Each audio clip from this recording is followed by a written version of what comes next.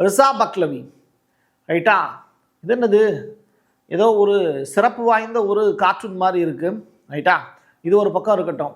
இந்த மூக்கு பெருசாக இருக்கக்கூடிய இந்த ரிசா பக்லவி என்ன செஞ்சுருக்காரு, எங்கே போய் உக்காந்துருக்காரு அப்படின்னு சொல்லி தேடி பார்க்கும்போது இப்போது ஃப்ரான்ஸில் இருக்கக்கூடிய உக்ரைன் தூதரகத்தில் போய் உக்காந்துருக்காரு. அங்கே போய் உக்காந்துக்கிட்டு அப்பப்போ வீடியோக்கள் வெளியிடுவார். மக்களே போராடுங்கள் போராடுங்கள், உங்களுக்கு சுதந்திரத்தை கொடுப்பதற்காக நான் வந்து கொண்டிருக்கிறேன் அப்படிங்கிற செய்தியெல்லாம் சொல்லுவார். ஆனால் ஈரான் மக்களை வர மதிக்கலை. இந்த உக்ரைனுடைய அதிபர், காமெடி அதிபர் ஜெலன்ஸ்கியை பார்த்து சில விஷயங்கள் பேசணும்னு தனியாக மீட் பண்ணுறதுக்கான வாய்ப்பு கேட்டிருக்காரு. முதல்ல இந்த மாதிரி வந்து ஒரு கெட் டுகெதர் மீட்டிங் எல்லாருமே ஆஃபீஸர்ஸ் எல்லாருமே சேர்ந்து உட்காந்து பேசக்கூடிய வாய்ப்பை தான் உருவாக்குனாங்க. அதற்கு பிறகு வந்து நான் அவங்கள்ட்ட பர்சனலாக சில விஷயங்கள் பேசணும் அப்படின்னு சொல்லி கேட்டிருக்காரு. அந்த அடிப்படையில் வாங்க பேசலாமே அப்படின்னு சொல்லிட்டு 2 பேரும் தனியாக போயிருக்காங்க. இது ஒரு பக்கம். சரியா, நடக்கக்கூடிய மீட்டிங் எந்த அளவிற்கு சிறப்பாக இருக்குது அப்படின்னு பாருங்க.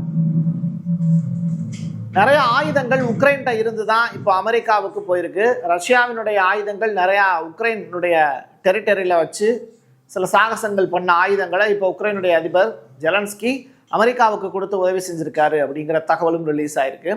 அதுவும் இந்த ஷாகட் 136 வந்து சமாளிக்கக்கூடிய பக்குவம் அப்படிங்கிறது அமெரிக்காவுக்கு இல்லை. ஸோ உக்ரைனிடம் அவங்க கேட்டுக்கிட்டு இருக்காங்க. அதன் அடிப்படையில் கொடுக்கப்பட்டிருக்கு.